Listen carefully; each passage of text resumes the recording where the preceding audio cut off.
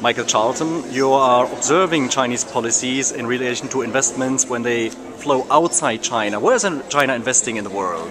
As you might expect, given the reach of China, it's investing all over the world. So obviously intra-regional, so in countries elsewhere in Asia, which is the main recipient of Chinese outbound investment, but also increasingly into Africa, into Europe, into North and South America. And it's in a range of sectors.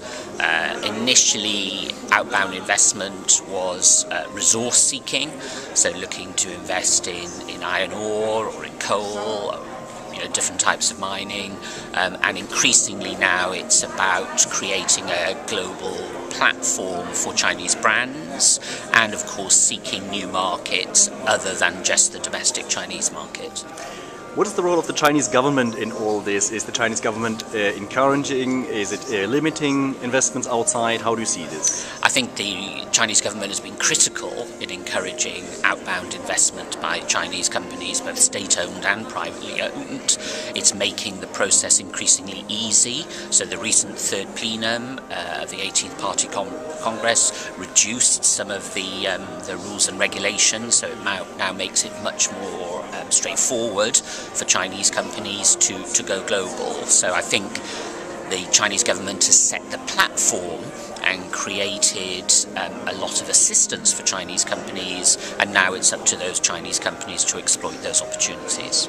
Chinese engagement in Africa is a bit controversially discussed in the media. How do you judge Chinese engagement in African countries? Well, in all fairness, I haven't had a lot of involvement with Chinese investment in Africa, but I think any foreign investor needs to be respectful of the market in which they're investing into, and I would encourage Chinese companies to do that, to understand the market, to understand the local conditions, and ensure that they're giving something back to the country where they've invested, as well as obviously looking to make a commercial return.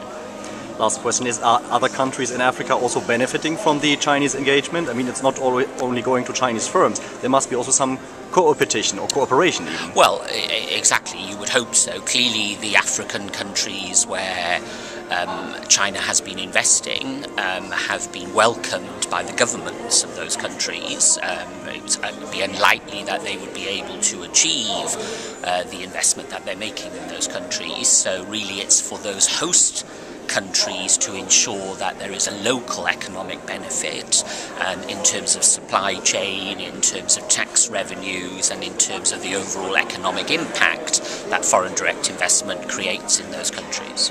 Michael Charlton, thank you very much indeed for the interview, and I wish you all the best. Pleasure, thank you.